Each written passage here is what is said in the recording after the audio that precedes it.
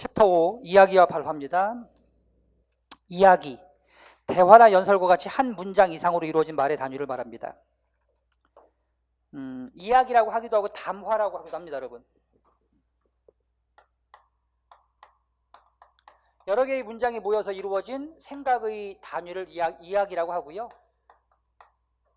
같은 말로 이제 담화라고 하기도 합니다. 그 다음에 이제 이야기를 이루는 구성 요소를 문장이라고 하고요. 담화를 이루는 구성 요소를 발화라고 합니다. 발화. 차이점은 같은 개념을 쓰이기도 하고, 이제 구분하면 이제 문어, 그러니까 글 언어에서는 이야기와 문장이라는 개념을 쓰는 거고요. 말 언어에서는 담화하고 발화라는 개념을 쓰는 겁니다. 알겠습니까? 그래서 이제 이야기의 구성 요소, 즉 담화의 구성 요소라고 하죠, 여러분. 담화. 그러니까 화자와 청자 사이에 이 하나의 어떤 생각의 단위인 담화가 이루어지려면 누가 필요해요, 여러분? 화자 있어야 되고요. 그죠? 또 누구 있어야 돼요? 듣는 사람 청자 있어야 되고요. 그다음 발화 있어야 되고요. 그리고 장면이라고 하기도 하고 맥락이라고 하기도 해요, 여러분. 이 네 가지가 담화, 즉 이야기의 구성 요소입니다. 이제 화자가 필요한 건 아실 테고요. 청자 필요한 거, 발화, 즉 메시지죠. 이건 메시지, 메시지, 문장. 그러니까 이야기가 이루어지려면 문장이 당연히 필요하잖아요, 그죠? 발화.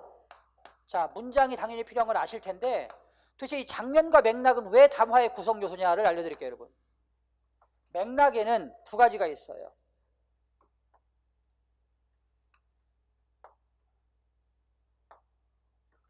맥락에는 상황 맥락이 있습니다. 또 하나는 사회문화적 맥락이 있습니다.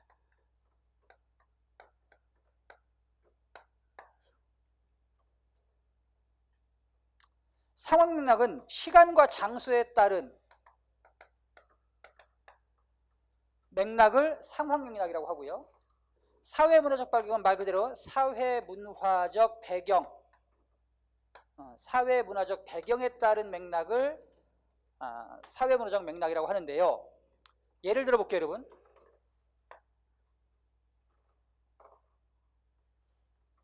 장소입니다. 자, 그러니까 이제 장소, 시간과 장소. 자, 장소가 자, 양호실입니다, 여러분. 양호실. 선생님이 어떻게 왔니? 라고 물어보셨어요, 그죠? 이 발화는요, 어떤 뜻이죠, 여러분? 양호실에서 선생님께서 어떻게 왔니? 라고 물어보셨으면 이 발화의 의미는 뭐예요? 어디가 아파서 왔니? 라는 뜻이죠, 그죠? 근데 이거, 여러분, 양호실에서 선생님께서 어떻게 왔니? 라고 물어보시는데, 걸어서 왔는데요? 이렇게 대답하면 한 대 맞지. 이 새끼가 장난하나, 그쵸? 그거 뭘 이해 못한 거예요? 상황 맥락. 알겠습니까, 여러분? 자, 그 다음에 이제 이번에는 친구 집을 방문했습니다. 친구 집 방문 상황이야. 자, 그때 친구 어머니가 어떻게 왔니? 라고 물어보세요, 여러분. 그럼 뭐라고, 이게 무슨 뜻이죠, 여러분?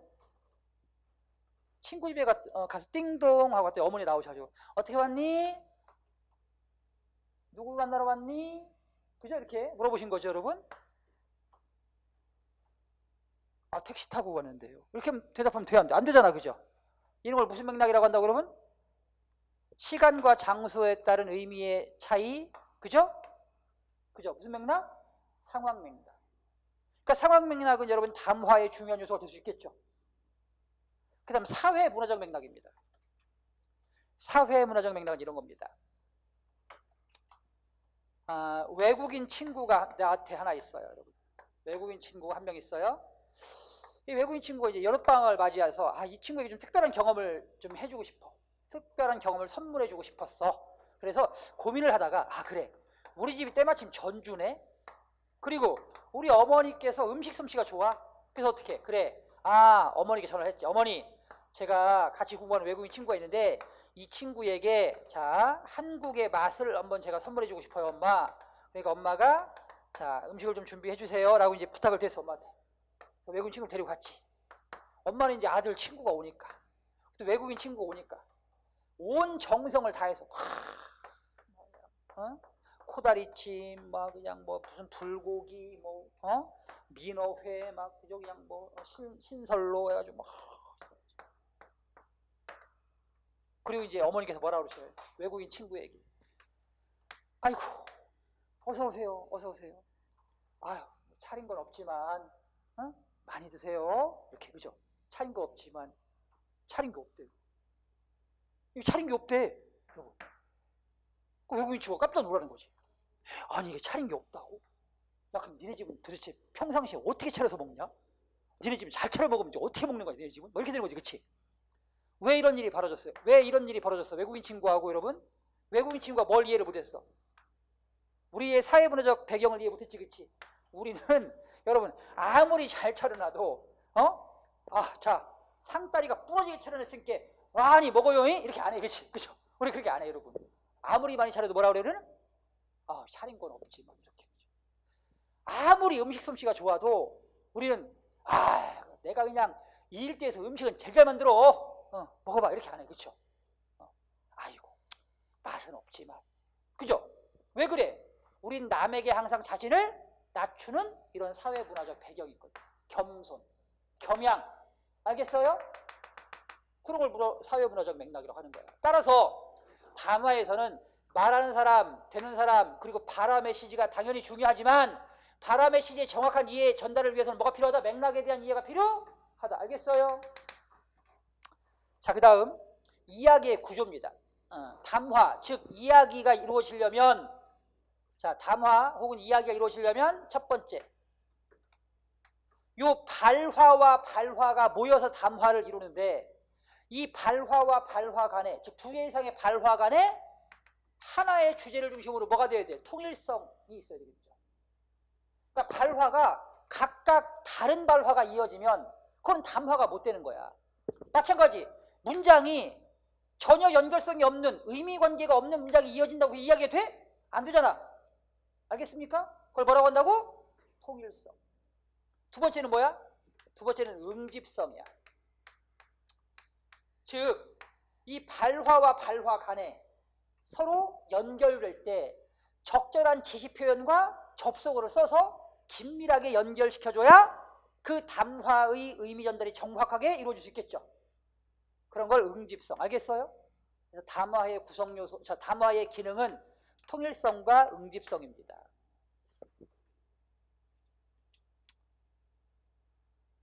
그 다음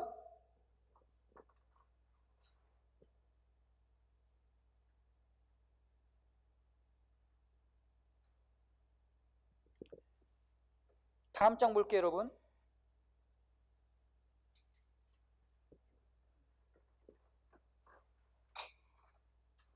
상황에 말하기의 유의점입니다. 여러분 상황에 맞게 말하기 이게 굉장히 중요하겠지.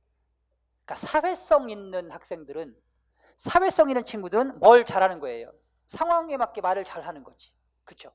원만한 인간관계를 형성하는 사람들은 이걸 잘하는 거야. 상황에 맞게 말하기. 그래서 설명하기. 어떻게 해요 여러분? 설명하기. 잘난 척하면서 장황하게 이렇게 설명하면 되겠어요? 안 되겠어요? 안 되잖아. 정확하고 구체적으로 또 지식을 갖추어서 상대방이 쉽게 그쵸? 이렇게 설명해 줘야 되겠지. 설득하기. 인상을 팍팍 써가면서 그죠? 강요의 방식으로 자신의 주장을 억지로 주입시키면 되겠어요? 안 되겠어요? 안 되잖아. 그럼 설득이 아니지. 강요지.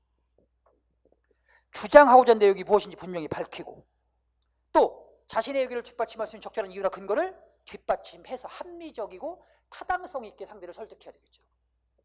그 다음 처음 만나는 사람과의 대화. 반말하면 되겠어요? 안 되겠어요? 안 되잖아. 그렇다고 너무 또 이게 그죠? 거리감 두고 딱딱하게 이것도 적절치 않잖아. 그죠? 친근감 있게 그 대신 상대방의 부담을 느끼지 않는 예의를 갖춘 대화를 해야 되겠죠, 여러분. 그 다음 위로하는 말하기. 상대의 입장을 살피면서 형식적인 위로가 되지 않도록, 또 설명이나 훈계가 되지 않도록 조심한다. 축하와 감사의 말하기, 인사할 적절한 시기를 놓치지 않는다. 잘했을 때는 바로 칭찬해준다. 고마울 때는 바로 고맙다고 인사한다. 사과할 때도 마찬가지입니다. 그죠? 어떤 일이 벌어졌을 때 즉각적으로 표현하는 거죠. 그죠? 또 거칠이나 상투적인 표현은 피하고 정성스러운 마음을 담아 전달해야 합니다. 그 다음, 이야기 표현과 이해에 작용하는 요소입니다.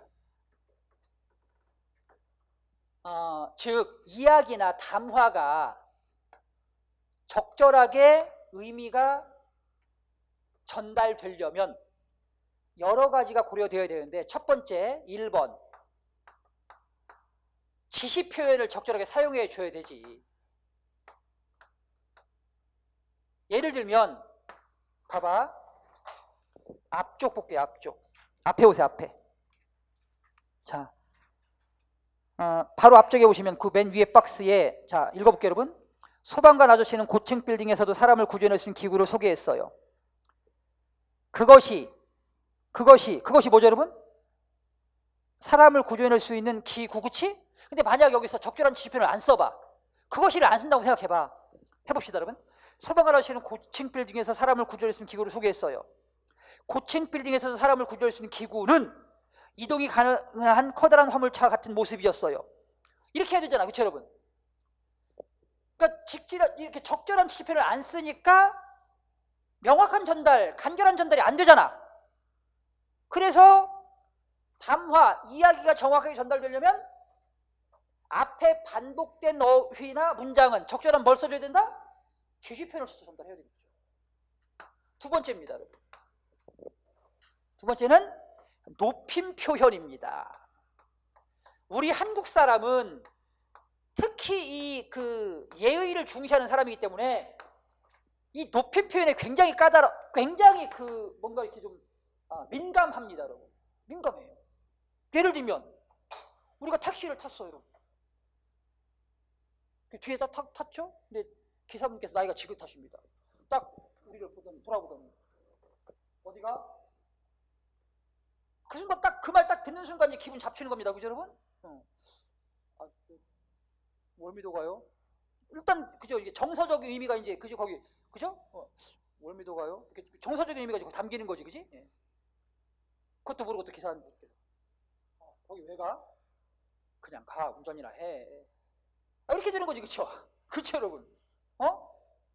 아니 그분하고 내가 처음 만났는데 아무리 내가 나이가 어리더라도 우리가 여러분 처음 본 상황이고 택시 기사분과 승객이라면 거기서 뭘 써야 되는 거예요, 여러분? 격식체를 쓰고 높임표를 써야죠, 여러분. 만약 그렇게 하면 대화가 단절되는 거예요.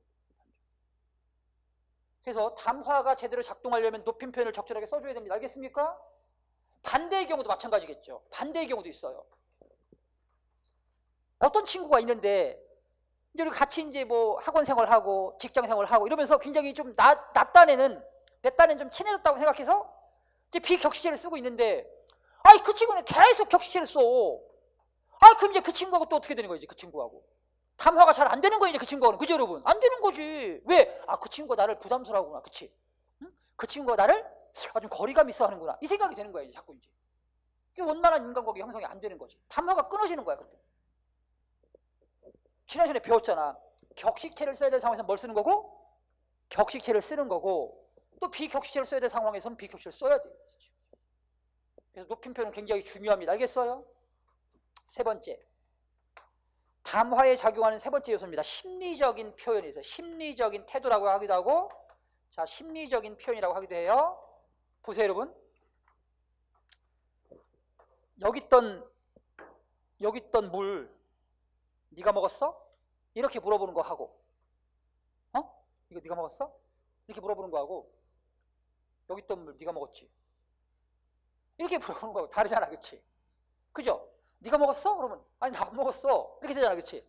그죠? 근데 네가 먹었지? 씨 나 안 먹었어. 이렇게 되잖아, 여러분. 담화가 제대로 작동 안 되겠지, 그죠? 그러니까 적절한 심리적 표현이 우리 말 종결어미에 들어가 있음을 알고, 그죠? 상황에 맞는 종결어미를 써줘야 됩니다. 알겠어요?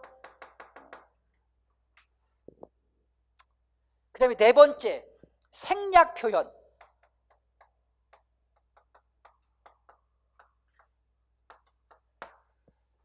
우리 문장에서 배웠잖아. 과도한 생략은, 그러니까 꼭 필요한 필수적인 성분인데 생략하면 문장의 의미가 정확하게 전달되지 않잖아요, 여러분. 그래서 필수적인 성분, 필수적인 내용은 생략이 돼서는 안 되죠. 반면 이제 뭐 그 맥락상 주체가 누구인지 알 수 있거나 대상이 뭔지 알 수 있을 때는 굳이 주체나 맥락을 반복해서 쓸 필요가 없겠죠. 그때는 또 생략이 필요하겠지. 적절한 생략 표현. 이런 것들이 담화의 이해에 작용하는 요소들이 된다. 이해됐어요, 여러분? 예. 다음 이제 발화입니다.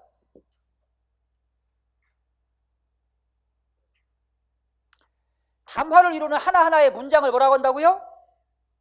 발화. 첫 번째 발화의 기능입니다. 이건 외울 필요가 없어. 왜? 이건 상식적인 거거든. 자, 우리 회사는 신입사원을 모집합니다. 정보 전달, 안내. 지금 운동장으로 나와라. 명령.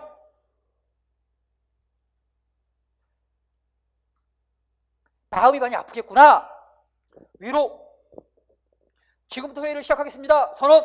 이렇게. 그 발화의 기능은 우리가 상식적인 수준에서 알 수 있는 겁니다, 여러분. 자, 예를 들면 안전벨트를 맵시다. 이거 뭐 우리가 몰라, 여러분? 이거 뭐란 얘기야? 뭐 하자는 얘기야? 안전벨트를 매자. 뭐 여러분? 요청. 그죠? 요청. 이게 발화의 기능이지 뭐야.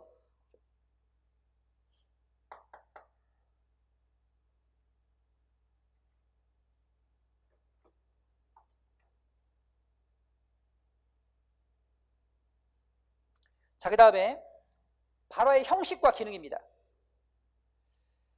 발화의 표면적 형식과 기능이 일치하는 경우가 있고 발화의 표면적 형식과 기능이 일치하지 않는 경우도 있습니다. 예를 들면 이 책 제목이 뭐지? 그럼 표면 형식이 의문이고 기능도 질문입니다. 자, 근데 자, 여러분 예를 들면 어떤 신입 직원이 있어요. 공무원 신입 직원이. 근데 맨날 늦어. 이제 담당 과장님께서 아니 김땡땡 주무관, 주무관이라고 그래요, 여러분? 아니 지금 몇 시입니까? 지금 몇 시입니까? 라고 물어봤어요, 여러분. 발화의 형식은 질문이잖아, 그치? 의문이잖아, 그쵸? 과장님 지금 9시 10분. 누가 그거 물어봤어요, 여러분 지금? 이거 뭐예요? 발화의 기능이 뭐야, 이거는? 자꾸 늦으니까 늦지? 마십시오, 요청, 질책, 경고 이거잖아요, 그쵸? 아유 죄송합니다, 과장님. 아유 죄송합니다. 이렇게 해야지, 그치? 그죠? 그래서 이렇게 발화의 형식과 기능이 일치하는 경우도 있고 일치하지 않는 경우도 있다. 그 다음 장면에 따른 발화의 이해입니다. 장면에 대한 지식이 없으면 정확한 해석이 어렵죠. 특히 사회문화적 장면, 사회문화적 배경은 그 문화적 배경에 대한 이해가 꼭 필요합니다. 알겠습니까? 그 다음 또 이미 알고 있는 지식에 의해서 발화의 어떤 해석이 결정되기도 하죠. 그러니까 지식이 부족하면 더 자세히 또 쉽게 설명이 되어야 되는 거죠, 그렇죠? 왜냐면 이제 발화의 이해는 이 지식도 작용하니까. 자, 그 다음 듣는 이가 지니고 있는 정보를 바탕으로 이루어지기 때문에 말하는 이가 의도하지 않았던 해석을 내리게 되는 경우도 있습니다. 다음 보시겠습니다.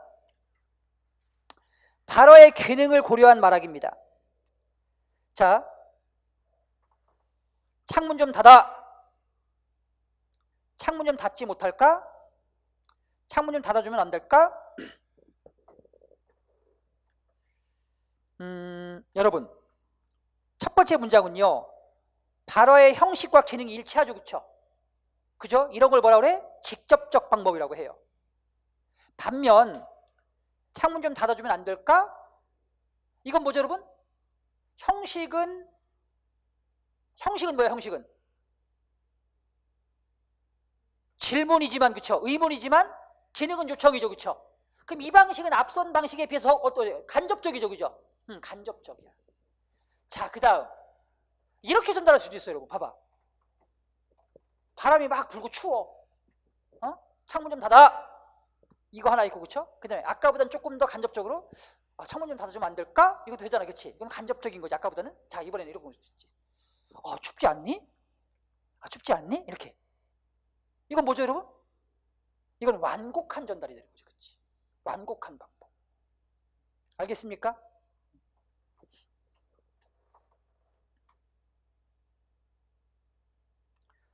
자, 그래서 방이 많이 지저분하구나. 방이 깨끗하면 기분도 좋더라. 방이 깨끗하면 훨씬 더 넓어 보일 텐데, 이런 방식이 뭐라고 여러분? 완곡한 방식이죠. 여러분, 이 완곡한 표현과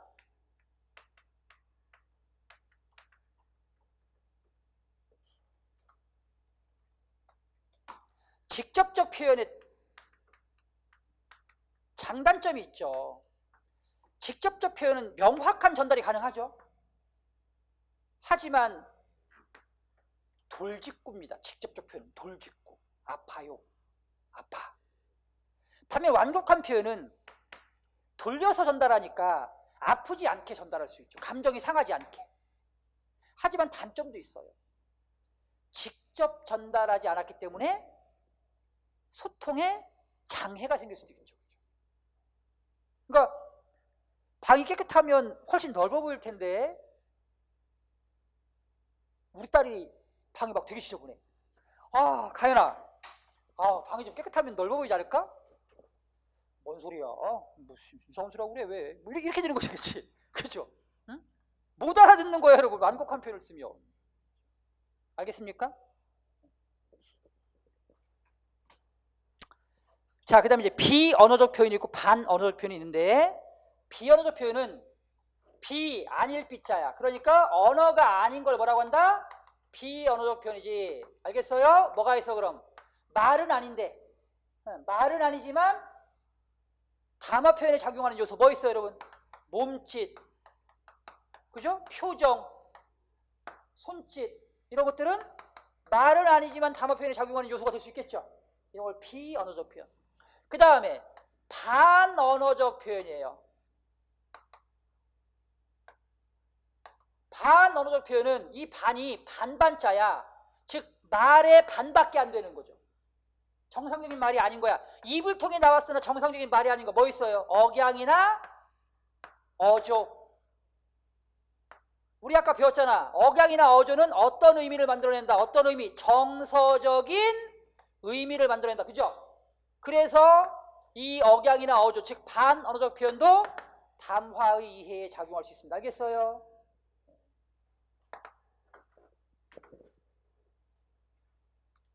자, 다음 대화입니다.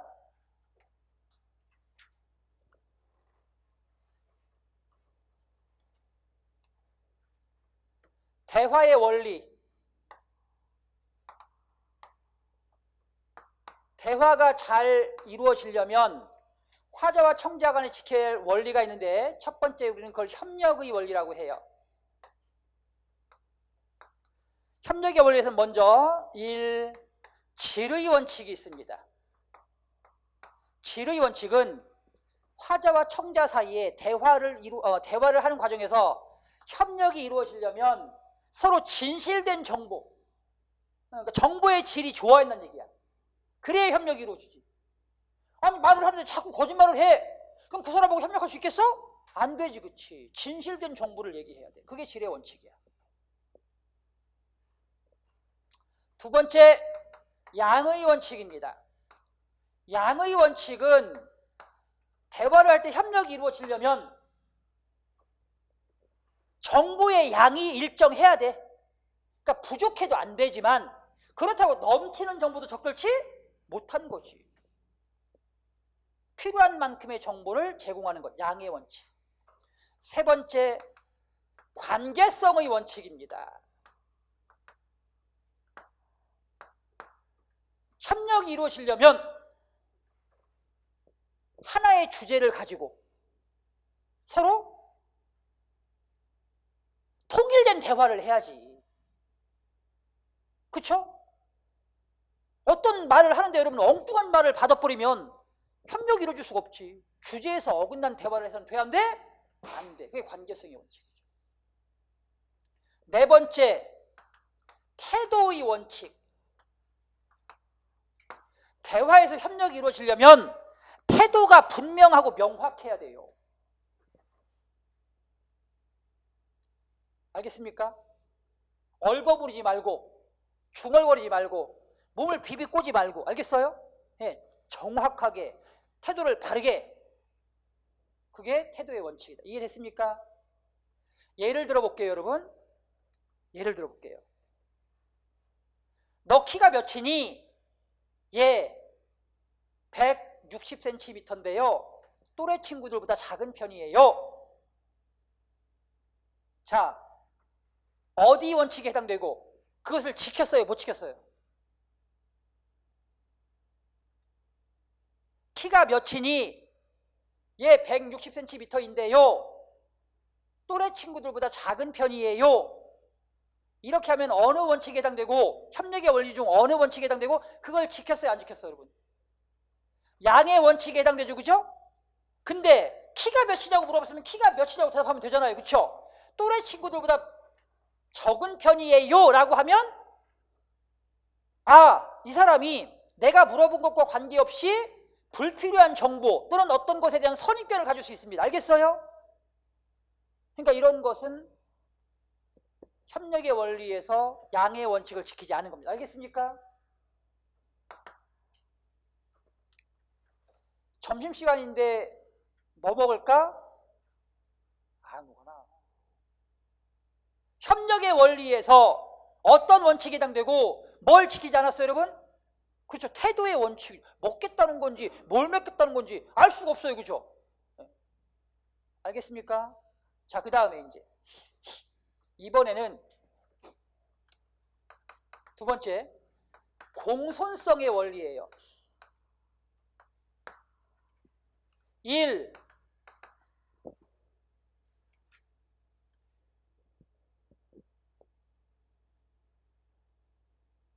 요령의 경륜입니다.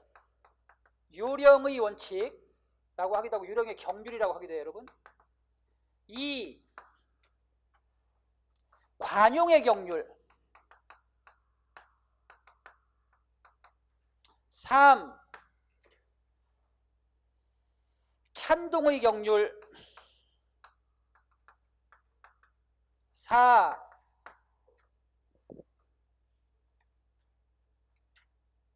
겸양의 경륜. 5. 동의의 경륜입니다. 이 5가지로 우리는 대화가 원만하게 이루어지기 위해 지켜야 할 공손성의 원리라고 하는데요. 첫 번째, 요령의 경륜입니다, 여러분. 요령의 경륜은, 자, 간단하게 얘기해 줄게요, 여러분. 상대의 부담을 줄여줘라. 상대의 부담을 줄여줘라. 야, 이것 좀 해줘. 이거는 상대의 부담을 높이는 거야. 이거 좀 해줄 수 있을까? 이렇게 하면 어떻게 되는 거예요? 상대의 부담을 낮출 수 있겠지, 그치? 이해됐습니까? 여러분, 같은 말도 이것 좀 해, 그죠? 이거 좀 해줘. 이것보다 이것 좀 해줄 수 있을까? 있겠니? 이렇게. 알겠습니까? 이걸 무슨 경륜? 요령의 경륜. 두 번째, 관용의 경륜은 나의 부담, 내 부담을 높여라. 내 부담을 높여라. 예를 들면 민원실에서 내가 담당 주무관, 민원인 담당 주무관으로 근무를 하고 있는데 어떤 아저씨가 오셔가지고 말을 하는데 알아듣지를 못하겠어요, 여러분. 무슨 말인지를 못 알아듣겠어. 민원인한테 뭐라 그래? 아, 이 아저씨 말씀 좀 똑바로 좀 해보세요. 알아듣지를 못하겠네. 이렇게 하면 돼요, 안 돼요, 여러분? 안 되지, 그치? 싸우지, 그럼.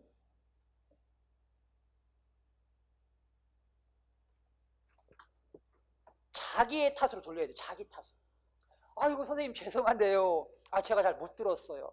다시 한 번만 말씀해 주시겠어요? 이렇게. 알겠습니까? 누구의 탓으로 돌렸어요? 자기의 탓으로 돌렸죠. 그걸 관용의 경륜이라고 한 겁니다. 세 번째, 찬동의 경륜입니다. 민원인이 찾아왔어요.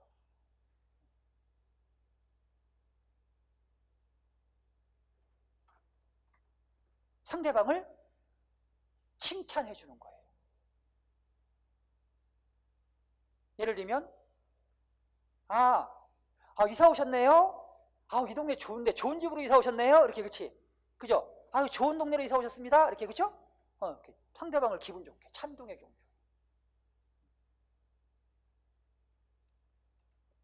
입고 계신 옷이 참 예뻐요. 이렇게 알겠습니까, 여러분? 그런 거 무슨 경륜? 찬동의 경륜. 상대를 뭐 해라, 여러분? 칭찬해라.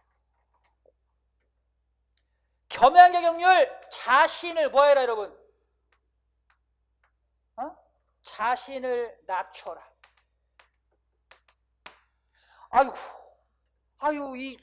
선생님 되게 친절하네. 왜 이렇게 친절해요? 아니에요. 요즘 공무원들 다 친절해요, 선생님. 응? 이렇게, 그죠? 이게 뭐예요, 여러분? 겸양의 경륜. 동의의 경륜.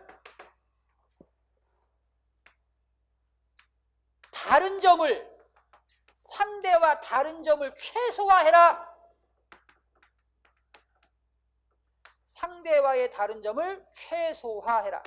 그걸 동의의 경륜이라고 합니다. 예를 들면 요즘 이제 민원실은 국가 시책에 따라서 28도인가 아마 27도 이렇게 정해져 있을 거예요, 여러분. 28도 이하로 못 내려가요, 여러분. 정해져 있는 거야. 민원이 막 들어와가지고 왜 이렇게 더워? 왜 이렇게 더워? 그죠? 좀 에어컨 좀 틀어요. 뭐 하는 거예요, 지금 이게? 그럼 이제 뭐라고 해야 돼, 여러분? 우리도 틀고 싶어요. 진짜. 이러면 이제 싸우는 거지, 그쵸, 여러분? 에?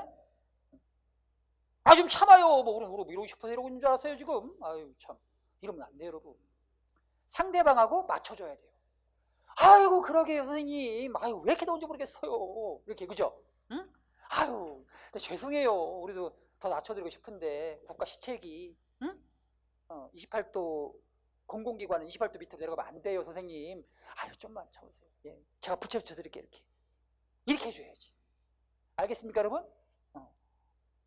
이걸 뭐라고 한다고? 동의의 경륜. 이해됐어요? 이거 여러분 최근에 이 대화의 원리 이거 시험에 굉장히 잘 나와요. 왜냐하면 과거 그 시험에서는 이 화법, 말하기 쪽은 출제를 안 했어요, 여러분. 근데 이게 화법이 사실 여러분들이 실제 현장에 진출했을 때 여러분들의 실제 업무 수행 과정에서 꼭 필요한 능력이거든요. 그죠? 이거 굉장히 중요합니다.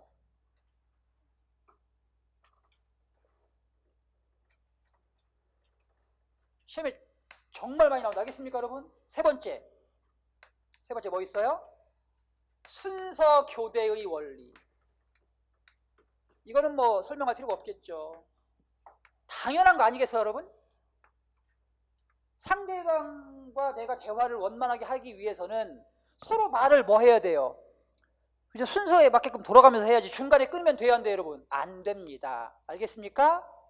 선생님 잠깐만요. 끊으면 안 돼요. 알겠습니까? 예, 선생님 말, 민원인 말 다 듣고 그리고 이제 내 생각을 얘기하는 얘기입니다. 그게 순서교대의 원리입니다. 이해되셨어요? 자, 대화의 원리였습니다.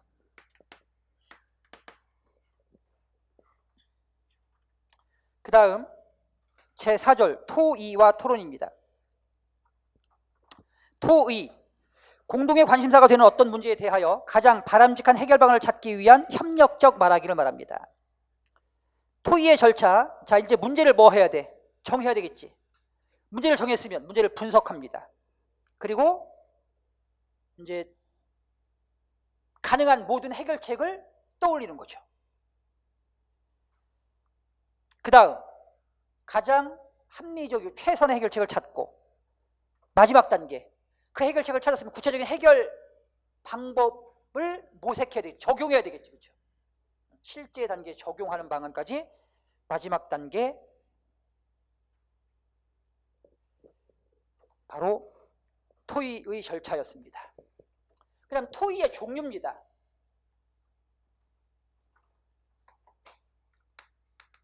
토의에는 심포지엄, 포럼, 패널 토의, 원탁 토의가 있습니다.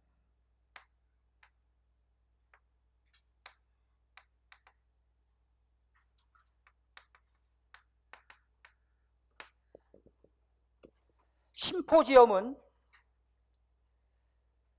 전문가의 강연이 있습니다.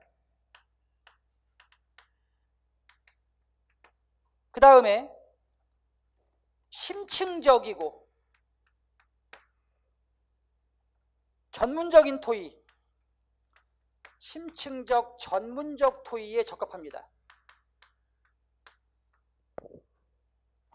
포럼 토의는 전문가의 강연이 없습니다.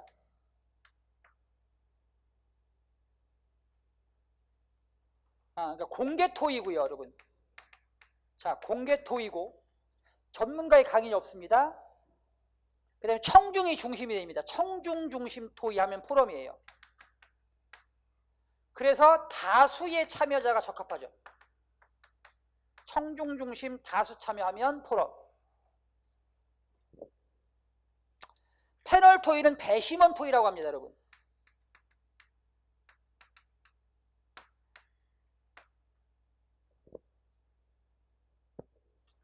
즉 어떤 문제나 화제에 대하여 특별한 관심이 있거나 정보 경험이 있는 배심원이 청중 앞에서 토의하는 형태를 말합니다. 마지막 원탁 토의, 말 그대로 원탁에 둘러앉아 토의하는 방식으로 소규모 토의에 적합하죠. 소수 참여자한테 어울리는 게 바로 원탁 토의입니다.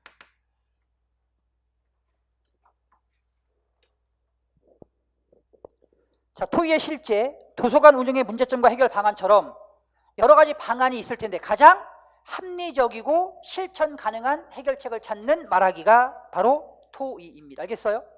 자, 그 다음 이제 토론입니다. 어떤 문제에 대하여 찬성이나 반대 의견을 가진 사람들이 근거를 바탕으로 자기 주장을 논리적으로 펼치는 말하기를 말하는데, 자, 토론의 요건. 첫 번째, 토론 참가자가 있어야 되겠고요. 논제, 토론 규칙, 청중, 사회자가 필요합니다.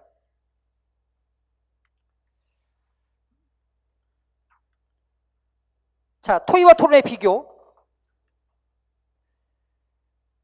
가장 이제 큰 차이점은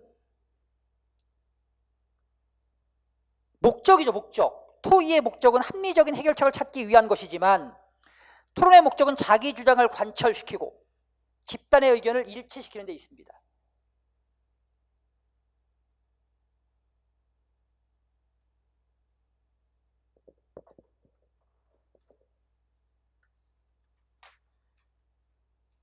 그 다음에 토론에서의 논제는, 토론은 자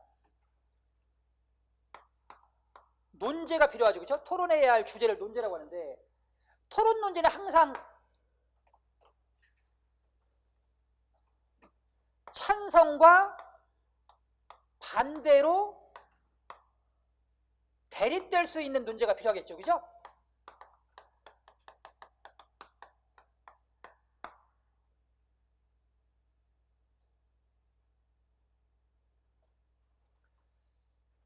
논제에는 크게 세 가지가 있어요, 여러분. 1번 사실 논제, 2번 정책 논제, 3번 가치 논제.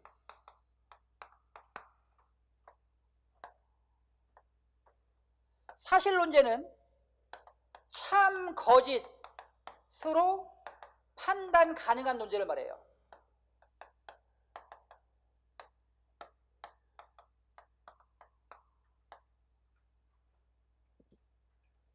정책 논제는 어떤 정책에 대한 의견을 바로 정책 논제라고 합니다.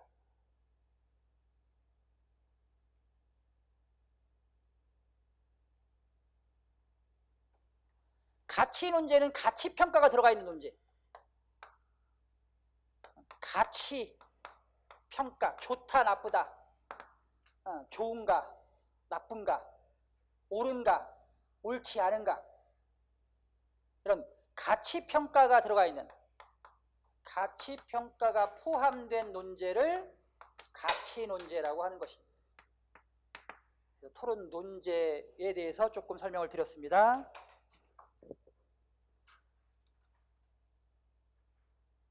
그럼 토론의 실제, 우리나라의 원자력 발전소를 줄여야 한다. 찬성 혹은 반대로 대립할 수 있는 논제가 맞겠죠? 그 다음에 사실 논제입니까? 정책 논제입니까? 가치 논제입니까? 정책 논제겠죠, 그죠? 네, 정책 논제입니다. 이렇게 해서 자, 오 이야기와 발화 그리고 토의와 토론까지 자 모두 마쳤습니다. 여러분 식사하시고요. 오후에 다시 뵙도록 하겠습니다. 수고하셨습니다.